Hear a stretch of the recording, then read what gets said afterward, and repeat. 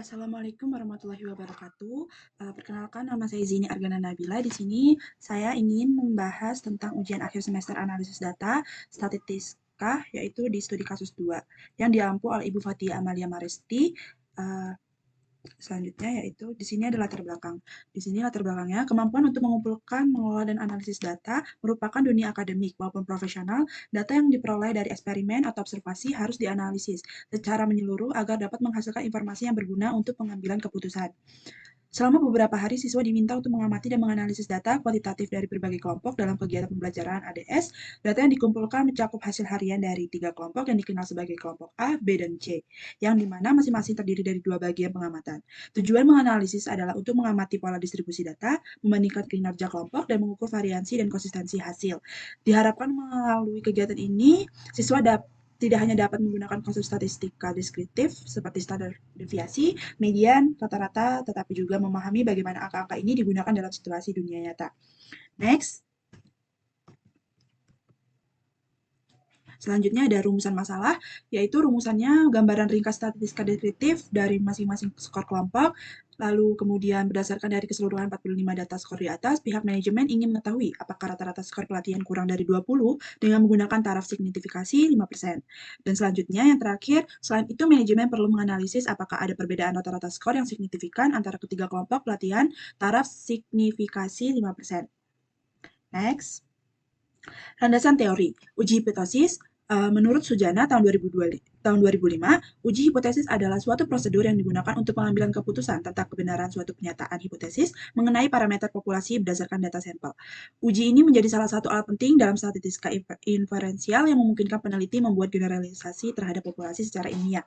Dan di sini ada ANOVA. Menurut Sujana, tahun 2005, ANOVA atau analisis varian adalah metode statistik yang digunakan untuk menguji apakah terdapat perbedaan rata-rata dari lebih dari 2 kelompok populasi ini berdasarkan data sampel.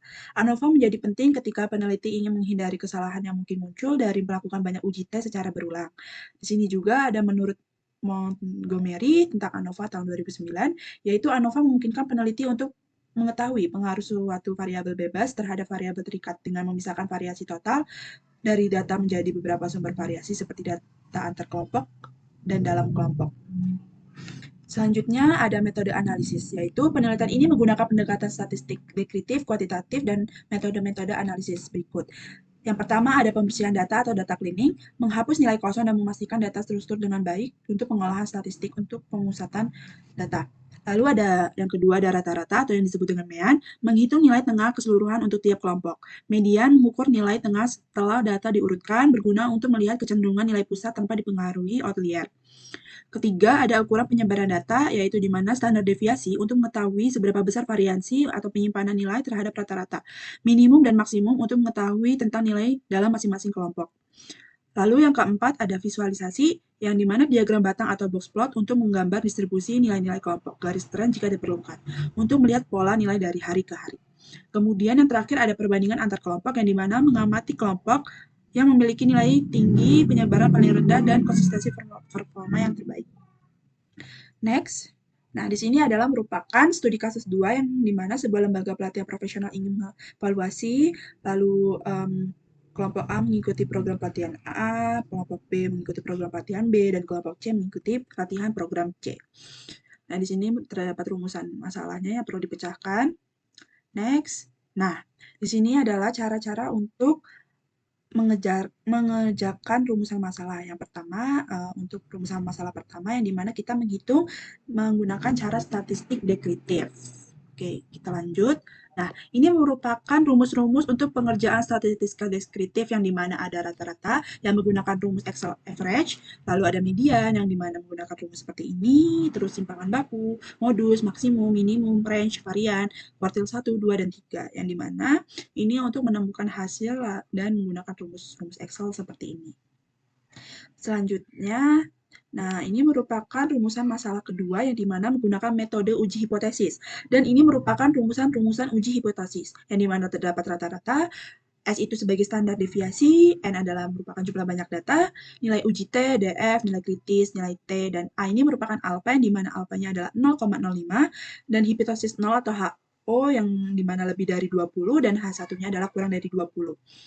Nah, kesimpulan dari uji hipotesis yaitu HO itu menolak karena nilai uji T lebih kecil dan dari nilai kritis. Kita menolak hipotesis 0, terdapat cukup bukti untuk menyatakan bahwa rata-rata skor pelatihan kurang dari 20 pada taraf signifikasi 5%. Dan yang selanjutnya, nah ini adalah merupakan cara rumusan ketiga yang dimana menggunakan metode ANOVA. Yang pertama kita tempel kolom awal, data awal seperti ini yang telah diurutkan. Lalu kita menghitung dalam data susunan A terlebih dahulu yang dimana kolomnya masih seperti sebelumnya. Lalu, nah untuk penyusunan data A itu kita cuma mencari jumlah data A, jumlah total data A, dan jumlah data A kuadrat yang dimana untuk menjumlahkan data A kita menggunakan rumus sum.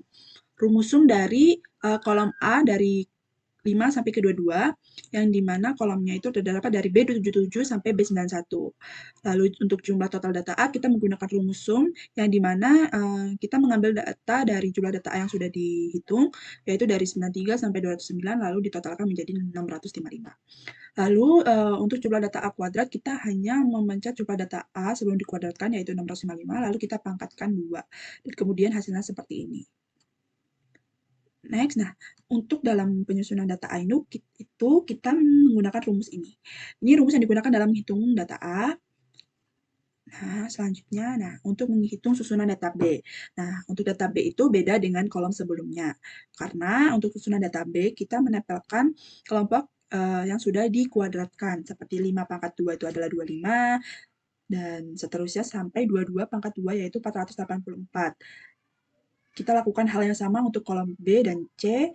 Nah, selanjutnya, ini kita menggunakan metode seperti ini, yang dimana kita hanya menjumlahkan data B dan jumlah total data B. Berbeda dengan data A sebelumnya, yang dimana data A itu kita menjumlahkan data A kuadrat juga, tetapi yang di B ini kita tidak menghitung data kuadratnya. Nah, caranya masih sama dengan penjumlahan data A, yang dimana menggunakan sum dan menggunakan sum kolomnya yang sudah dikuadratkan seperti ini. Next, yaitu jumlah data B merupakan penjumlahan dari perkelompok ABC, sedangkan jumlah total B merupakan penjumlahan keseluruhan total yang sudah dijumlahkan dari pengelompokan tadi menjadi 1. Dan ini rumus yang digunakan untuk dalam menjumlahkan data total B atau penyusunan data B. Ini rumus yang digunakan dalam penjumlahan data B. Oke, yang ini adalah penyusunan data C. Nah, kita berbeda lagi dalam penghitungan data C, kita tuh menggunakan data yang sebelumnya seperti ini. Nah, kalau yang data B tadi itu kan kita menggunakan kolom yang sudah dipangkatkan kan, seperti 5 pangkat 2 itu adalah 25, tetapi untuk kelompok C ini kita menggunakan data awal yang tidak dipangkatkan. Nah, untuk penjumlahan data C, kita tuh hanya mencari jumlah data C, jumlah total data C, banyak data C, jumlah data C yang dipangkatkan 2, lalu ada jumlah data C yang telah dipangkatkan tadi, lalu dibagi dengan jumlah banyak data, lalu dihasilkan yaitu hasil C. Nah, dalam banyak data C ini merupakan jumlah data dari beberapa banyak dari data C, dan jumlah data C kuadrat merupakan jumlah data awal. Dipangkatkan 2, kemudian hasil yang sudah dipangkatkan lalu dibagi dengan jumlah banyak data. Lalu penjumlahan hasil C merupakan penjumlahan dari hasil yang sudah dibagi tersebut. Nah, ini adalah jumlah-jumlah yang sudah ditotalkan, yang dimana jumlah data C itu diambil dari ini lalu dikuadratkan dengan angka 2, yang dimana 193 dipangkat 2 hasilnya 37.000 sekian, sebaliknya dan seterusnya. Dan nah untuk jumlah C kuadrat 2 dibagi N, yaitu yang dimana jumlah ini dibagi dengan banyak data C, yaitu 15, jadi 37.000 sekian dibagi 15, dan hasilnya seperti ini. Nah, untuk hasil C itu adalah kita ambil data dari sini, dari jumlah C kuadrat dibagi banyak data. Lalu kita mencari nilai K dan N. Nilai K itu adalah merupakan jumlah banyak per kolom. Nah, karena data studi kasus 2 itu kan cuma kolomnya ada 3, jadi kita mengambil dengan rumus konta, lalu kita tuh mengambil data dari A sampai C. Dan jadi dia tuh totalnya cuma ada 3, terus N-nya itu dia merupakan jumlah banyak data. Nah, yang dimana kita tuh mengambil keseluruhan dari angka 5 sampai 30, lalu menggunakan rumus count. Berbeda dengan konta, karena kalau konta itu untuk huruf seperti A, B, C, lalu kalau untuk count itu hanya untuk angka, menghitung data angka. Nah, untuk mencari besaran ANOVA, di sini ada data ANOVA. Dalam mencari besaran ANOVA dilakukan dengan cara dalam ANOVA, A diambil dari data kuadrat A, yang sebelumnya lalu dibagi dengan jumlah N atau jumlah banyak data, dan sebaliknya. Yang B dan C diambil dari data hasil B, dan C dibagi dengan N. Nah, Untuk rumus ANOVA kita mencari JKT, JKP, dan JKG. Nah, untuk mencari JKT itu kita mengambil hasil dari B dikurang A, lalu JKP itu adalah C dikurang A, dan JKG adalah B dikurang C. Hasil ini diambil dari hasil besaran ANOVA sebelumnya, yang ini. Lalu, next, nah, di sini ada tabel ANOVA, yaitu ada sumber variansi, jumlah kuadrat, yaitu ada perlakuan, galat, dan total. Hasil perlakuan diambil dari hasil JKP, hasil galat diambil dari JKG, dan total diambil dari JKT. Lalu, derajat kebebasan ini, derajat kebebasan yang berjumlah 2 itu merupakan hasil dari nilai K dikurang 1, lalu derajat kebebasan 42 merupakan hasil dari nilai N dan K, dan derajat kebebasan 44 merupakan hasil dari N dikurang 1. Lalu di sini ada rataan kuadrat. Nah, rataan kuadrat 64.000 sekian ini merupakan hasil dari jumlah kuadrat perlakuan dibagi dengan derajat kebebasan 2. Dan jumlah kuadrat yang 43 ini merupakan hasil dari perlakuan